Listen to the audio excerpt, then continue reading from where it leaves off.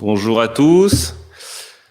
Merci de vous être connectés et de venir du coup sur ce webinaire sur la présentation des chiffres 2020 et premier trimestre 2021 sur l'activité promotion Sud-Aquitaine. Peut-être juste quelques mots introductifs pour vous dire que je suis très heureux de vous retrouver dans ce jour qui est un peu festif avec l'ouverture des terrasses pour pouvoir retrouver un peu de lien, et on espère qu'à l'Oiseau, on sera en capacité de vous recevoir à nouveau à partir de la rentrée en physique pour les conférences. Donc on espère que ce format-là sera peut-être le dernier, et en tous les cas, on est ravis de vous avoir et de pouvoir collaborer avec Emera sur cette prise de vue webinar. C'est aussi un peu avec émotion que je fais cette présentation, puisque c'est ma dernière présentation en tant que président. Le bureau se renouvelle au mois de juillet, enfin plutôt fin juin, et donc du coup c'est aussi ma dernière présentation. Donc beaucoup de plaisir de vous retrouver tous ici pour ce premier webinaire de la journée qui sera suivi à 10h par 11h par le webinaire sur le secteur donc de la Gironde, et cet après-midi sur le secteur des Charentes-Maritimes pour ceux qui voudraient nous suivre. Donc je démarre de suite la présentation et les questions seront à faire via le chat en fin de réunion, et on essaiera d'y répondre bien évidemment. Alors, donc présentation sur le logement collectif, activité donc 2020-2021 Sud-Aquitaine, mais également le secteur de Pau. On va commencer donc sur une rapide présentation pour ceux qui seraient des nouveaux adhérents ou qui connaîtraient pas forcément bien. L'Oiseau, donc c'est une association professionnelle qui a été créée il y a plus de 10 ans. Qui regroupe les professionnels historiquement donc de l'aménagement et de la promotion, mais qui regroupe aujourd'hui 110 adhérents variés sur toute la région, promoteurs, aménageurs, bailleurs sociaux, collectivités, agences d'urbanisme, donc un spectre très large. J'en suis le président donc depuis 3 ans. François Cheminade est mon premier vice-président. Et on ne parle plus évidemment de Virginie Sécard, qui est notre directrice de l'Observatoire et qui pilote l'animation commerciale, mais également la tenue de tous les événements. Donc tout d'abord, première partie de présentation, donc Sud-Aquitaine, territoire donc qui va donc des Landes jusqu'à la limite, la frontière espagnole, ainsi que l'arrière-pays. Donc qu'est-ce qu'on constate ? Tout d'abord, on constate un phénomène donc de baisse sur tous nos territoires de la Nouvelle-Aquitaine, mais en particulier sur le secteur Pays Basque, baisse des mises en vente. Donc moins 12% sur 2019, c'est quand même 2 fois moins en volume que 2017, et donc c'est une baisse très significative. On constatera d'ailleurs sur les autres territoires que les rythmes de baisse de mise en vente ne sont pas homogènes, et sur l'ensemble du territoire national, c'est également le cas. Donc des territoires ont été plus frappés que d'autres. Alors, quelles sont les conséquences sur la partie vente ? On constate 12% de baisse sur les mises en vente, mais 24% sur les ventes. Donc, une baisse beaucoup plus significative sur les ventes. Et là, pour le coup, on voit effectivement une décroissance continue. Donc, on peut se poser des questions aujourd'hui sur les explications sur ce phénomène-là, sachant que dans ce phénomène-là, tout n'est pas lié au Covid. Donc, effectivement, il y a une période de décroissance, et on le verra quand on parlera du premier trimestre, parce qu'on va comparer trimestre par trimestre. Mais on va voir effectivement qu'il y a eu des effets qui sont, pour le coup, assez disparates. Les investisseurs se sont pas mal repliés, ils sont pas mal reculés sur le deuxième trimestre l'année dernière. Sur la côte basque, on le constatera en particulier. Quelle est la conséquence sur les stocks ? Donc les stocks, évidemment, sont en phase de décroissance, mais dans la mesure où on a eu des ventes qui ont baissé plus fortement que les mises en vente, on voit que du coup l'impact sur les stocks est situé entre les deux, c'est-à-dire entre les mises en vente qui ont fait moins 12 et les ventes qui ont fait moins 24. Donc là, on est sur donc 604 lots en stock. Là-dessus, on constate que c'est un niveau de stock extrêmement bas. On est quasiment sur les niveaux de stock les plus bas qu'on ait constatés depuis le début de l'Observatoire. Ça se traduit comment dans les chiffres ? Ça se traduit sur 6 mois de stock théorique. Donc, on a coutume de dire dans l'observation des territoires qu'on fait que en dessous de 12 mois de stock, on est dans une période de tension, de marché tendu. Quand on est à 6 mois de stock, on peut parler de pénurie. Alors, c'est intéressant de voir aussi donc comment se sont comportés les deux segments dont je vous parlais, le segment investisseur du segment propriétaire-occupant. On constate historiquement un marché sur le secteur donc de la côte basque qui était assez équilibré, autour de 50%. Et là, on voit qu'il y a eu un décrochage sur les investisseurs avec 41% de ventes sur la période. Donc, la baisse en termes de ventes qu'on a vu tout à l'heure, donc de 24%, s'explique par 27% sur la partie investisseur et 21% sur la partie propriétaire occupant. Le phénomène assez marquant de cette année, c'est que le premier trimestre 2020 était un trimestre satisfaisant. On parle sur le premier trimestre 2020, on parle de 298 ventes, dont 213 en accession. Donc, on peut considérer qu'avant le Covid, on avait eu une période plutôt favorable et que du coup, l'accession s'était très bien comportée avec 213 ventes. Par contre, le deuxième trimestre, avec l'effet évidemment du confinement, a provoqué un effondrement donc des ventes. Et en particulier, l'accession à la propriété n'a représenté au deuxième trimestre que 132 ventes. Donc là, pour le coup, on a quasiment 2 fois moins de ventes au deuxième trimestre qu'au premier trimestre. Donc ça fait, pour être précis, ça fait 42% de ventes. Donc on voit bien que le phénomène Covid a eu un impact très fort. Il y a eu une reprise après, on le verra dans les chiffres détaillés, il y a eu une reprise après, mais très fort sur l'accession au deuxième trimestre. Et quand on voit une baisse de 21% entre 2019 et 2020 sur l'ensemble de l'année, on a quand même un trimestre totalement exceptionnel avec 42% de ventes au deuxième trimestre 2019. Alors, quelle est la conséquence sur les prix ? On voit d'abord des tendances de prix qui sont haussières. Donc, la courbe rouge, c'est la courbe donc des lots qui sont à l'offre à la vente, donc hors parking. C'est comme ça qu'on les représente. Et les prix qui sont en vert sont les prix vendus. On voit que les courbes suivent les mêmes tendances, avec un accroissement plus fort sur la partie vente avec 10% d'augmentation sur les prix sur une année, ce qui est quand même énorme, et 5% d'augmentation sur les prix de l'offre. Les 10% correspondent à un rattrapage parce qu'on avait eu un infléchissement sur 2019. Donc, on voit bien que la tendance des courbes sont assez alignées entre l'offre et la demande. Et on peut s'attendre, bien évidemment, compte tenu du contexte de pénurie, mais également du contexte d'une offre qui reste en croissance, on peut s'attendre à une continuité dans la croissance des prix de vente. Donc, c'est intéressant aussi de regarder la typologie des ventes par logement, par catégorie de logement. Donc là, on a la répartition des plus petits logements, donc qui sont en bas, donc les T1, T2, T3, T4, T5. Qu'est-ce qu'on constate ? On constate que aujourd'hui, on a un léger écart entre ce qui est vendu et ce qui est disponible à la vente. Mais l'écart n'est pas très significatif. On a pour les petits logements T1, T2, 37% de ventes sur l'année, là où dans le stock disponible, on est à 30%. Et dans la partie vente, on a 22% de T4, T5, là où on en a en disponibilité 30%. Donc, on peut considérer qu'on est sur une répartition à peu près stable en termes de vente, on voit par rapport à 2019. Et en termes de offre et demande, on a un marché qui est relativement en adéquation. On va faire un focus maintenant, toujours sur la partie Sud-Aquitaine, sur le premier trimestre. Donc là, on va reprendre une vision beaucoup plus fine, basée plutôt sur les trimestres. Et donc, qu'est-ce qu'on constate ? On constate d'abord qu'on a une année 2020, quand on la regarde dans sa morphologie au trimestre, le trimestre, on voit qu'il y a eu des phénomènes assez qui n'étaient pas liés au Covid pour cette partie-là, parce que les mises en vente, effectivement, sont liées plutôt à une production de permis. Donc, on constate que sur l'année 2020, donc comme on l'avait expliqué, qui était en baisse de 12%, on constate qu'on avait eu en fait un deuxième trimestre 2020 assez fort en mise en vente, qui correspondait vraisemblablement à des permis qui avaient peut-être été obtenus sur l'année 2019. Donc, on n'a pas de phénomène on va dire de creux sur le deuxième trimestre qu'on aurait pu attendre. Par contre, si on regarde le premier trimestre 2021, lui, il est en forte baisse, puisqu'on est sur 24% de baisse par rapport au premier trimestre 2020. Donc là, fléchissement sur les mises en vente par rapport à l'année dernière. Et si on regarde le niveau moyen constaté depuis 2018, on voit qu'on reste quand même sur les 3 derniers trimestres, sur des trimestres d'alimentation très faibles, voire même historiquement faibles, puisque quatrième trimestre 2020 avec 194 ventes, on était sur le niveau le plus bas constaté depuis 2018. Où se répartissent les mises en vente ? Donc ça, c'est intéressant parce qu'en fait, il faut quand même être vigilant sur les statistiques, puisque les volumes étant beaucoup plus bas, les effets de volume en termes de croissance, de pourcentage de croissance sont très importants.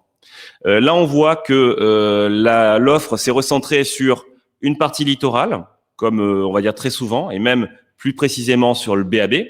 Et on voit effectivement une zone complémentaire sur Cambo-les-Bains. Alors, je mets de suite Cambo-les-Bains un peu à part et ça correspond à ce phénomène de territoires très spécifiques et très ponctuels, puisque sur Cambo, il y a 47 lots qui sont donc mis en vente. Dans les 47 lots, il y en a une opération qui a été sortie par Bouygues Immo de 45 logements. Donc, vigilance, ce n'est pas un territoire qui est amené sur le long terme à produire régulièrement, c'est une opération mise en commercialisation à un moment donné et donc qui effectivement représente un volume important, 45 logements, mais il correspond à un volume important par rapport à un global de mise en vente assez faible.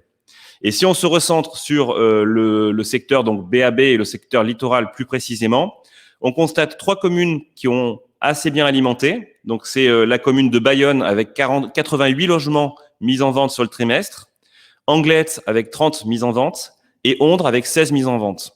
L'ensemble de ces ventes, 134 lots, représente 61% des mises en vente. Donc, comme je vous le disais, on est sur un marché où l'alimentation est quand même assez faible et quelques programmes ou quelques territoires peuvent représenter une grande partie, tout simplement parce que quelques opérations ont fait finalement les mises en vente. Concernant les ventes, donc on voit effectivement aujourd'hui un niveau de mise en vente sur le premier trimestre qui est en forte baisse par rapport à l'année dernière, donc moins 27% par rapport au premier trimestre.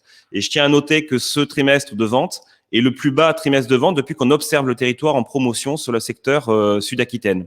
Donc on est sur un niveau qu'on peut considérer historiquement bas. Si on regarde plus précisément où se réalisent les ventes, donc les ventes, elles se réalisent principalement sur la Max, donc sur la partie, on va dire, littorale Sudland, mais également sur la partie BAB. Et on voit un territoire de production un peu plus diffus, qui est donc sur la partie communauté des Daglo Pays Basque, donc le sud du Pays Basque jusqu'à Hendaye, mais avec finalement des faibles volumes. Si on comptabilise les ventes sur Anglet, Bayonne, Ondres et Cap-Breton, on est sur 75% des ventes. Donc, ces 4 territoires-là représentent à eux seuls 163 ventes, soit 75% des ventes. Ce qu'on voit sur ce territoire-là, c'est que le territoire donc de Ondres sur les mises en vente, à date, n'a pas généré de vente. Donc, on est encore sur un amorçage, une mise en vente, mais qui n'a pas donné ses fruits sur la production. Par contre, on voit que les territoires qui étaient juste avant sur la slide d'avant producteurs, c'est-à-dire Anglet, Bayonne et Ondres, sont des territoires qui produisent et qui du coup réalisent les ventes. Qu'en est-il du stock? Le stock continue à se réduire. Donc on est sur 605 lots, donc on est les mises en vente versus les ventes font une stabilisation sur le stock, mais on est vraiment sur plutôt une décroissance. Et dans la mesure où les ventes ont baissé en volume, on voit que le stock, on va dire, disponible est passé de 6 mois à 8 mois. Mais grosse vigilance sur ce chiffre-là, puisque comme on l'a vu juste avant, un trimestre qui va être favorable, qui va être un peu plus dynamique, va entraîner une chute de ce montant de stock. Et donc, du coup, grosse vigilance, puisqu'on peut considérer encore qu'on est sur un niveau de stock beaucoup trop bas pour le territoire. Et si on compare avec l'année dernière, on est quand même sur 15% de baisse. Alors, où se trouve cette offre?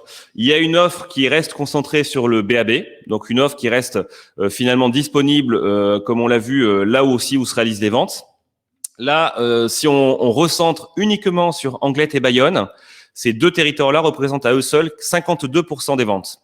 52% pardon, de l'offre disponible, avec 316 lots. Donc, on voit que ces 2 communes-là restent les locomotives aussi bien en termes de mise en vente que de vente, et que l'offre disponible reste majoritairement sur ces territoires-là. Mais ça pose évidemment des problèmes, puisque où est-ce que se trouve aujourd'hui l'offre abordable? Effectivement, ces territoires-là sont historiquement les territoires les plus chers, comme on va le voir, et donc ça peut poser des problèmes sur où est-ce que se logent les gens, où est-ce que se logent les propriétaires occupants. Répartition, comme on l'a vu tout à l'heure, mais en format beaucoup plus proche, beaucoup plus fin, sur la répartition accession investisseur. Qu'est-ce qu'on constate? On constate que finalement, c'est l'accession à la propriété qui résiste le mieux. Donc, on voit effectivement 144 ventes en accession pour 73 lots en accession. Donc, on voit que l'investisseur aujourd'hui est en forte baisse. 73 ventes, on le voit sur le diagramme depuis 2018, plus faible niveau observé sur les ventes investisseurs. Et ça ne représente plus que 34% des ventes investisseurs, donc qui est un niveau effectivement extrêmement bas. Donc, où est-ce que sont localisés aujourd'hui nos investisseurs? Où est-ce qu'ils sont partis? C'est ce qu'on peut voir aujourd'hui sur cette carte-là. Donc, la carte représente quoi? Elle représente, lorsqu'on est en vert, un territoire où c'est principalement de l'accession à la propriété. Et plus on va sur le jaune, et plus on tend vers les secteurs investisseurs. Donc, on voit effectivement, et c'était un petit peu la question qu'on peut se poser, on voit en réalité deux territoires. On voit un territoire côtier sur lequel beaucoup d'accessions à la propriété sont représentées. Cette accession à la propriété, comme on peut s'en douter, elle n'est pas trop sur la primo-accession puisqu'on est sur des niveaux de prix assez hauts, sauf sur des territoires qui sont des territoires sud-Aquitaine ou des territoires de la Max, donc Souston, on voit effectivement Saint-Jean-de-Marennes. Donc ces territoires-là, sont sur de l'accession et plutôt de la primo-accession, et également quelques programmes, mais sur des volumes très faibles, donc ils sont sur l'arrière-pays. Les investisseurs, quant à eux, ils se retrouvent plutôt sur la deuxième frange, donc sur des territoires qui restent des territoires probablement intéressants en termes de prix, mais aussi parce qu'ils sont assez proches des territoires d'emploi, donc on peut trouver du locatif de qualité. Et on voit effectivement après toute la partie qui est sur le sud, qui est donc vers les territoires d'Andaille, Andaille et les arrière-pays, avec un territoire côtier d'Andaille qui va être plutôt sur l'accession haut de gamme et l'accession secondo-accession, et un arrière-pays, donc Saint-Pé-sur-Nivelle, Asquin, qui sont plutôt des territoires de primo-accession. Donc, on voit effectivement aujourd'hui des territoires qui sont assez disparates, avec de l'accession à la propriété sur le côtier, mais plutôt haut de gamme, et de l'accession arrière-pays plutôt plutôt primo-accession, et enfin de l'investisseur qui est lui sur la frange. Mais à prendre avec beaucoup de précautions parce que les volumes sont quand même relativement faibles. Alors, on a fait un focus sur les ventes en bloc, puisque, comme on s'était dit l'année dernière, c'était intéressant quand même de voir si les effets du confinement et les effets du risque que pouvaient envisager les promoteurs sur les ventes au détail allaient s'exécuter. Et on voit effectivement que finalement, les ventes en bloc n'ont pas explosé comme on pouvait s'en douter. On a un trimestre qui a été fortement producteur, c'était le troisième trimestre 2020 qui a vu la réalisation certainement des plans d'accompagnement des bailleurs sociaux, mais pour autant qui reste sur des volumes de vente en bloc qu'on a pu constater dans le passé, voire même inférieurs à ce qu'on avait pu constater en 2018. Donc, et sur le début de l'année, on voit effectivement assez peu de ventes en bloc sur le quatrième trimestre 2020 et le premier trimestre 2021.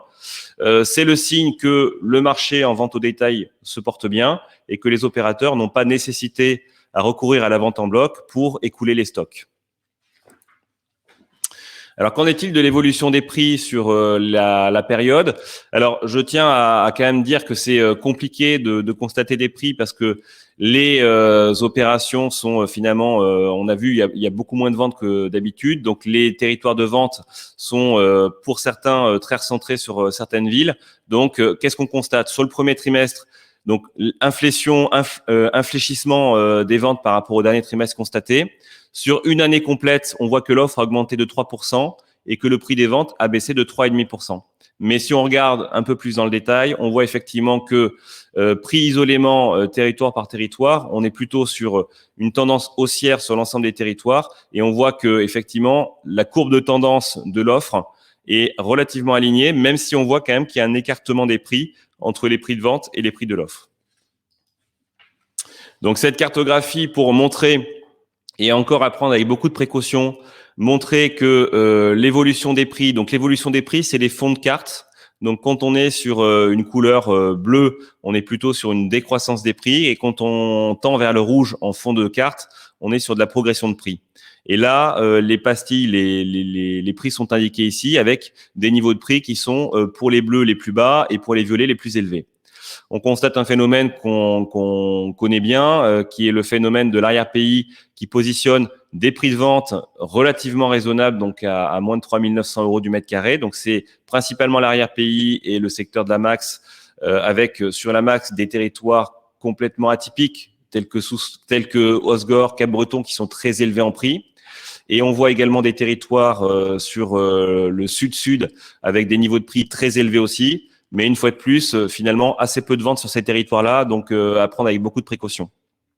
Et si on regarde donc sur les territoires côtiers, on voit qu'il y a quelques territoires qui sont annoncés comme baissiers en termes de prix entre le premier trimestre 2020 et premier trimestre 2021. Mais en réalité, c'est plutôt des stabilisations de prix parce qu'on avait des prix qui étaient déjà très élevés. Quand on parle effectivement de Anglet à 4 780 €, on est sur effectivement, on frôle les 5 000 € et Bayonne 4 150, on est quand même parmi les prix les plus élevés. Donc ça fait écho, on va dire, à des périodes 2019 qui étaient beaucoup plus fortes en progression de prix. Et donc on est plutôt sur une stabilisation sur ces territoires-là, qui restent en plus les territoires les plus producteurs. Donc on va dire que il n'y a pas de risque, on sent pas de risque sur une baisse potentielle dans ces territoires-là en termes de prix de vente.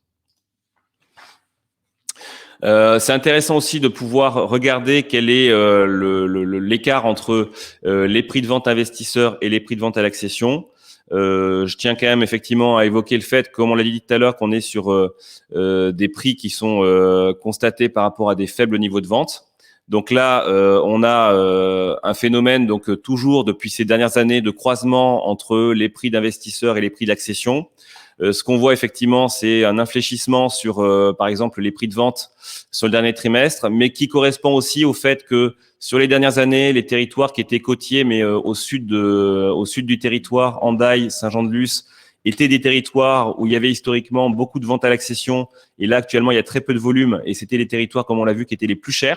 Donc, le fait qu'il y ait une absence de vente dans ces territoires-là a mécaniquement entraîné une baisse sur les prix de vente à l'accession. Et sur la partie investisseur, cette forte hausse sur le dernier trimestre, on l'a vu quand même, on est sur une période où les ventes investisseurs sont historiquement bas. Donc voilà, prendre avec précaution. On peut pas tirer des conclusions de cette courbe-là, même si effectivement on voit que on reste sur des niveaux très élevés et on reste sur du coup des prix très proches entre l'accession et l'investisseur, qui s'explique par le fait que l'accession, elle est aussi portée par la seconde accession, et donc l'accession qu'on peut considérer haut de gamme. Donc il n'y a pas d'effet de décrochage entre les deux prix, investisseurs et accession. Concernant donc la répartition donc offre et vente, sur le premier trimestre, pas de grande nouveauté. On est sur effectivement un trimestre où la part de grands logements a légèrement baissé par rapport au dernier trimestre de l'année, mais on reste, on va dire, sur les niveaux historiques qu'on a pu constater, donc pas de mécanisme atypique ou pas de particularité. Et on voit une offre qui est un peu surreprésentée en grande typologie, voilà, mais pas de signaux de marché atypique ou de décrochage entre l'offre et la demande. Alors, je vais passer maintenant sur la communauté d'agglo Pau Béarn, avec les deux focus, comme on vient de le faire, c'est-à-dire l'année complète, mais également le focus du premier trimestre. Donc, tout d'abord, qu'est-ce qu'on peut constater sur l'année? Donc, on l'avait déjà constaté ces 2 dernières années avec la fin du dispositif Pinel. Les opérateurs se sont beaucoup retirés du marché, ont peu pris de position et peu pris de risque. Le constat sur l'année 2020, il est clair, hein, c'est 24 lots mis en vente. Donc, on est sur un marché atone en mise en vente. Et on voit effectivement 82% de baisse par rapport à l'année dernière. Et donc, on ne peut même pas dresser de conclusion par rapport à 2018, qui était la dernière année Pinel. Donc, on est vraiment sur un phénomène d'arrêt.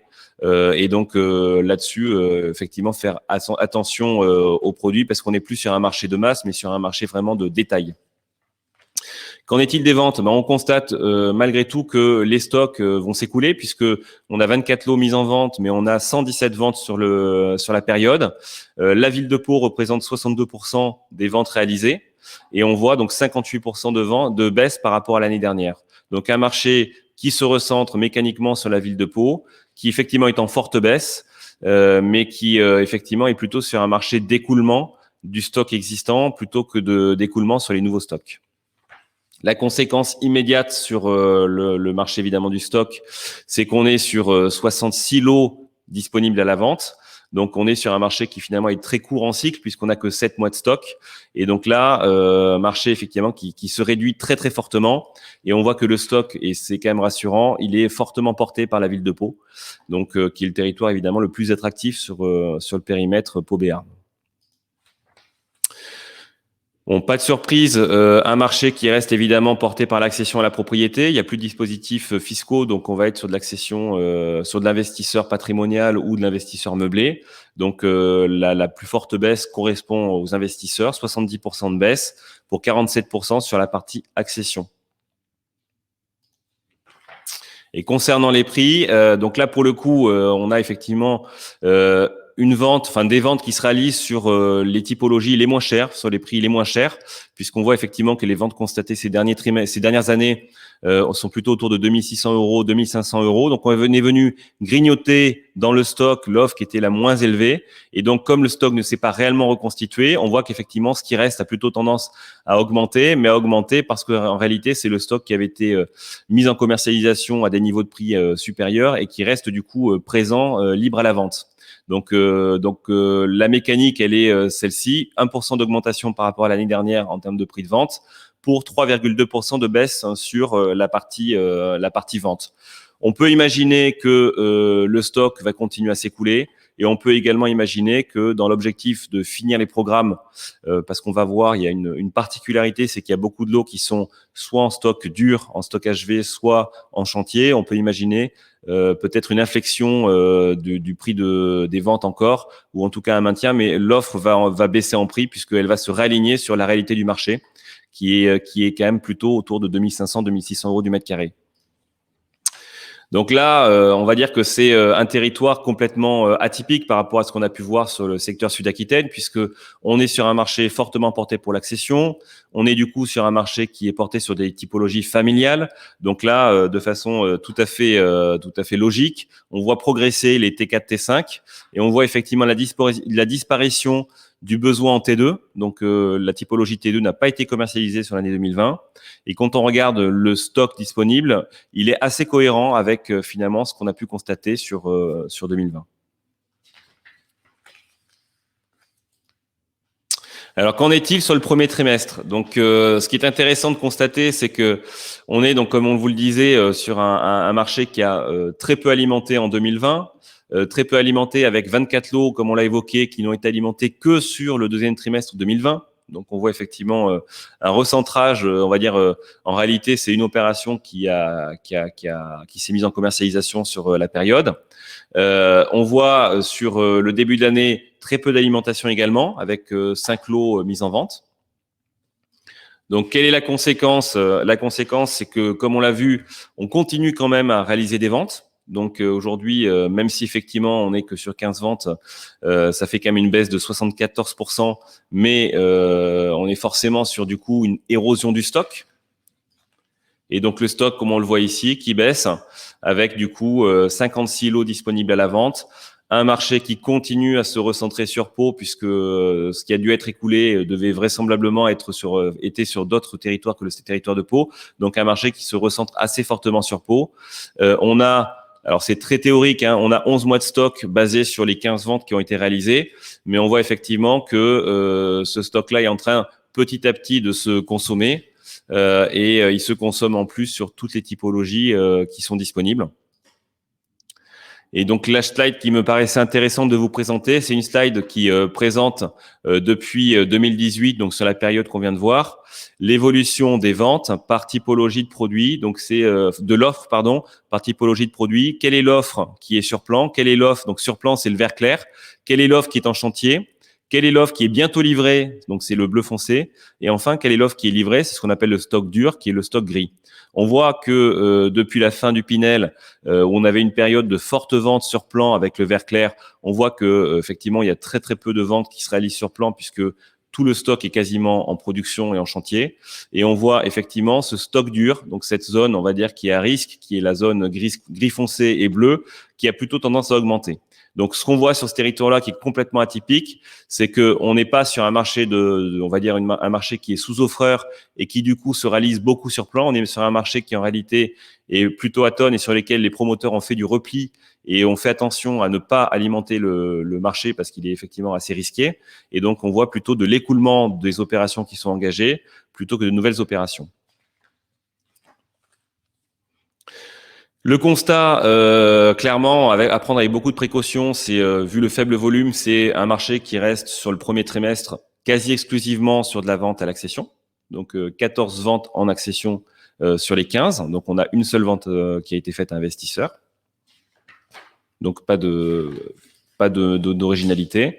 Et ce qu'on voit aussi, c'est que finalement, le stock étant engagé, étant un stock qui est extrêmement orienté sur des programmes qui sont déjà en chantier, on va dire que l'étape de la vente en bloc est déjà passée et entre guillemets n'est plus réalisable. Donc, on voit effectivement très peu de ventes en bloc depuis le deuxième trimestre 2020 et au contraire, une prise de position qui avait plutôt été faite à la fin 2019 avec effectivement la fin du Pinel et avec beaucoup de ventes en bloc sur le premier trimestre 2020. Et finalement, depuis, peu d'opportunités pour faire de la vente en bloc puisque par défaut, il y a plus de permis qui sont disponibles pour être vendus en bloc et tout est plutôt en chantier. L'évolution des prix sur le début de l'année, on est sur une baisse des prix de vente à 2309 €, mais sur un volume très faible. On a parlé de 15 ventes. Et on est venu une fois de plus taper dans les ventes sur les lots qui étaient les moins chers, qui a mécaniquement, comme il n'y a pas eu d'alimentation ou très peu d'alimentation, entraîné une augmentation sur l'offre à la vente. Donc, sur une année complète, on parle de 2,7% de baisse sur l'offre pour 12% de baisse sur la partie vente. Si on regarde plus précisément, mais une fois de plus, attention au volume, l'écart entre les ventes qui sont faites à l'accession et aux investisseurs, à noter que sur les derniers trimestres, on a vraiment eu très très peu de ventes, mais on voit plutôt un alignement sur les prix. Donc, on peut considérer effectivement que comme il n'y a plus de dispositif fiscal, on est sur de la vente investisseur patrimonial. Les investisseurs patrimoniaux se positionnent sur, en réalité, de l'investissement au prix de l'accession. Donc, on est parfaitement aligné sur les 3 derniers trimestres. Et d'une manière générale, sur les ventes, on voit que les prix investisseurs ont plus baissé que les prix à l'accession, correspondant à un phénomène où peut-être en 2020, il y avait encore des ventes qui étaient faites sur la base des prix, peut-être Pinel, ou en tout cas la base des prix où il y avait l'avantage fiscal. Et que là, effectivement, depuis, on s'est réaligné sur les prix. L'offre et la vente, premier trimestre atypique, puisque du coup, on a constaté de la vente, donc principalement en grande typologie par rapport au trimestre précédent. Mais effectivement, on voit qu'il y a une offre à la vente qui continue à enfler sur les grandes typologies. Donc, on est plutôt en progression sur les T4, T5. Et donc, à suivre pour voir effectivement si ces stocks-là, on arrive à les écouler. Ce qui est rassurant, c'est que toutes les typologies ont été vendues sur le dernier trimestre, même si on ne parle que de 15 ventes, mais toutes les typologies ont été vendues. Donc, on peut espérer qu'effectivement, le stock continue à s'écouler. Alors, c'est intéressant de finir la présentation sur l'ensemble du territoire Sud-Aquitaine en comparaison avec d'autres territoires nationaux. Donc, on a élaboré une présentation qui présente les mises en vente d'un côté et les ventes de l'autre. Donc, ce qu'on voit sur le marché Pays Basque, on voit des marchés en fait qui sont d'une manière générale très atypiques. On voit des marchés qui étonnamment ont sur l'année 2020 qui est le bleu foncé beaucoup alimenté, donc des territoires principalement méditerranéens qui ont beaucoup alimenté et des territoires côtiers comme nous Pays Basque ou La Rochelle qui eux ont raté la marche de l'alimentation. On voit que La Rochelle a encore plus souffert que Sud-Aquitaine, avec 61% de baisse sur les mises en vente. Mais on voit effectivement que finalement, le Pays Basque a beaucoup souffert sur les mises en vente par rapport à d'autres territoires qui sont des territoires qu'on pourrait appeler territoires littoraux haut de gamme. Donc, c'est ce qu'on a voulu comparer ici. Et en termes de vente, on voit que de la même façon, le Pays Basque a assez fortement souffert dans les mêmes proportions que La Rochelle, mais évidemment beaucoup moins que d'autres territoires qui ont bien profité, on va dire, de la période avec des croissances de ventes sur le secteur Méditerranée pour le secteur Toulon-Provence, mais également sur le secteur Saint-Malo. On n'a pas d'analyse on n'est pas allé beaucoup plus loin dans l'analyse, mais ce qu'on voit effectivement, c'est que on a des territoires qui sont très hétérogènes et que les territoires qui ont finalement le plus alimenté sont les territoires qui aussi s'en sont le mieux tirés au terme des ventes. Donc, il y a un appétit sur le marché indéniable. Si on regarde vraiment sur le long terme depuis 95, l'évolution, diagramme vert foncé, ce sont les ventes accession, les verts clairs, ce sont les ventes investisseurs, et d'une manière générale, la courbe, c'est la progression donc des prix. On voit un prix de vente qui augmente de façon constante, avec du coup un léger infléchissement sur l'année, mais qui reste quand même en croissance. On voit finalement un effondrement sur les ventes investisseurs avec un niveau de vente qui a vraiment beaucoup plus chuté que la partie accession et une partie accession qui a quand même fortement chuté, mais qui reste dans des proportions de 2012, 2013, 2014. Donc, un marché, on va dire, probablement d'accession aidée qui est en train peut-être de se matérialiser et de un peu mieux résister que l'investisseur. Si on regarde une cartographie, donc là, cette cartographie, elle est intéressante parce qu'elle compare beaucoup de territoires avec un bloc qui sont donc les deux premières, la partie, on va dire, bleue, qui représente le nombre de mises en vente. Ici, donc l'histogramme enfin le graphique qui montre quel est le pourcentage de progression ou de baisse sur les mises en vente et une partie vente. Qu'est-ce qu'on constate? On constate que sur la partie donc sur nos territoires, donc on a vu mise en vente en baisse de 12% pour le Pays Basque et 24% sur les ventes. On voit que c'est similaire avec d'autres territoires tels que par exemple Toulouse. On voit que des territoires comme Bordeaux ont plus souffert en mise en vente, mais ont mieux résisté en vente. Donc là, du coup, c'est effectivement des territoires. On est sur le phénomène inverse de ce qu'on a pu voir sur le Sud-Aquitaine. Et d'une manière générale, on voit que effectivement, on est sur tous les territoires, hormis exception, sur une baisse des mises en vente. Donc, on voit même des territoires qui ont très fortement baissé en mise en vente, tels que Lyon, tels que le Franco-Genevois. Et on voit que les conséquences sur ces territoires qui ont le moins alimenté sont aussi ceux qui ont le plus souffert en vente. Lyon, Franco-Genevois et Côte d'Azur sont des territoires, effectivement, on est sur bien au-delà des 50% de baisse en vente. Et quand on ressent sur notre activité à nous, on voit qu'effectivement, sur le secteur Grand Sud-Ouest, j'inclus dedans Midi-Pyrénées, on voit que le marché a baissé et c'est finalement un peu mieux tenu que le Sud-Aquitaine avec moins 12%, moins 15% sur donc Gironde et sur Toulouse. Et on voit donc un territoire Île-de-France qui reste le principal territoire, mais qui est un territoire qui a baissé de 50% sur les mises en vente et qui en termes de marché a baissé de 16%. Alors si on regarde les prix, qu'est-ce qu'on voit? On voit une cartographie qui, hormis exception sur le Franco-Genevois, mais qui est un marché qui a très souffert l'année dernière, qui a baissé en prix. On voit que tous les autres territoires ont progressé. Donc, on est sur une progression, une stabilisation sur Côte d'Azur, mais progression sur tous les territoires, avec des progressions qui sont assez disparates.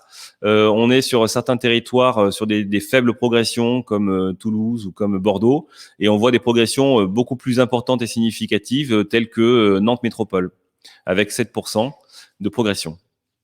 Voilà.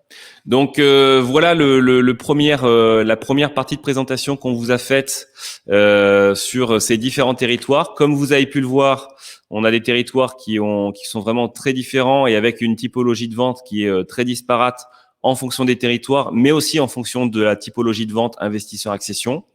Donc maintenant, je laisse place aux questions. Il y en a peut-être déjà qui sont arrivées et on va essayer d'y répondre le mieux possible. Tac. Alors, le chat.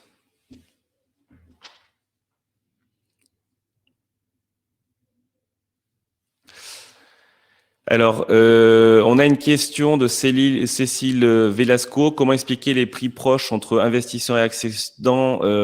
Donc là, je ne sais pas sur quel territoire c'était. C'était au début, donc c'était plutôt sur le Sud-Aquitaine, j'imagine. Donc, en fait, si on regarde plus précisément sur les ventes, en fait, ce qu'on voit, c'est que sur le territoire Sud-Aquitaine, on a assez peu de ventes en secteur aidé. On a assez peu de ventes aidées, on va dire. Donc, d'autres territoires sont plus producteurs de ventes aidées, mais là, c'est moins le cas. Donc, ça veut dire quoi? Ça veut dire qu'en fait, on a beaucoup d'accessions, de secondo-accession. Donc, on a beaucoup de prix de vente qui sont en réalité des gens qui ont des forts budgets.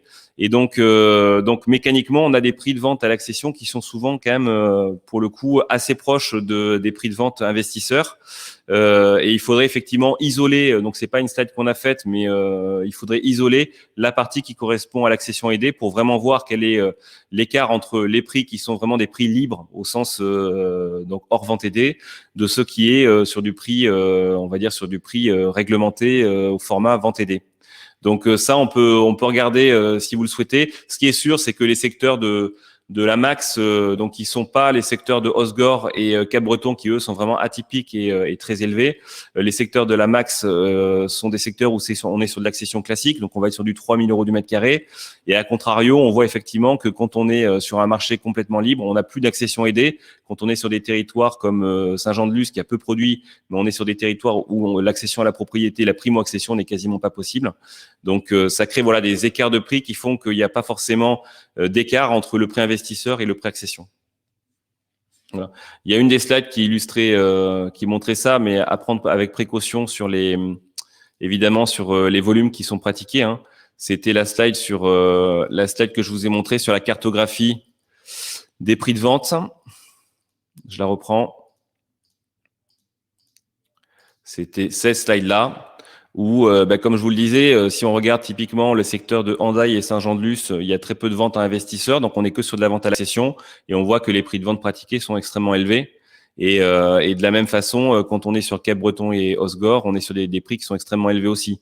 Et quand on est sur Anglette, Anglette et Bayonne, la part de logements en accession aidés aujourd'hui n'est pas très bien représentée. Donc les marchés où les prix sont moins élevés sont ceux que je vous évoquais. Donc le secteur un peu terre, enfin dans les terres sur la Max, et les secteurs dans l'arrière-pays ici. Est-ce que vous avez d'autres questions ?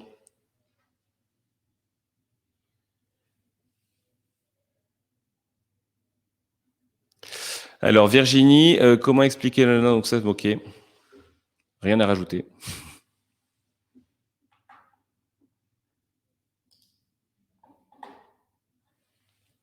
Bon, ça fait beaucoup de slides, hein, c'est peut-être pour le coup, on peut être intéressé d'avoir votre retour à un moment donné aussi pour savoir qu'est-ce qui vous paraît, s'il y a des focus particuliers qu'on peut faire pour les prochaines sessions, mais effectivement, là on est parti sur une grosse masse d'informations et en plus sur les deux territoires qui sont très atypiques, donc ça fait beaucoup d'informations à ingurgiter.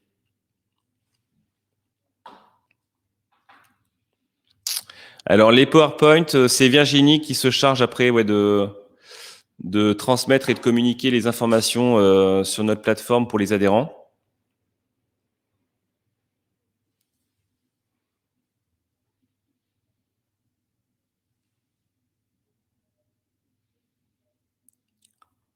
Voilà, donc pour ceux qui auraient été invités et qui seraient pas nécessairement qui n'auraient pas forcément accès aux données, n'hésitez pas à solliciter Virginie pour obtenir des informations sur les cotisations et les formats de partenariat qu'on peut faire, puisque on a plusieurs formules et donc l'accès aux données peut être aussi pour des gens qui ne sont pas forcément producteurs de logements, mais qui peuvent être des partenaires. Donc, faut pas hésiter à solliciter Virginie pour voir un peu toutes les possibilités qu'offre l'Oiseau sur l'accès aux données.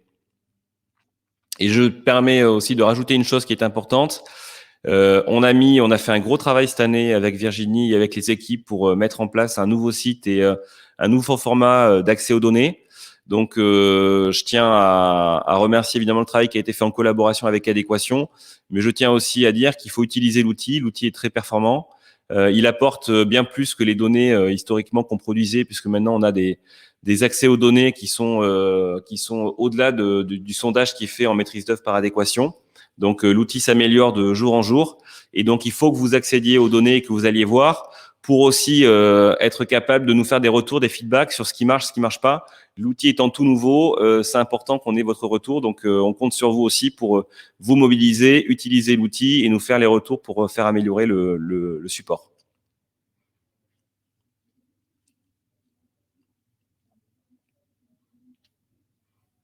Bah, écoutez, si on n'a pas plus de questions, on vous remercie beaucoup pour avoir été présent aujourd'hui.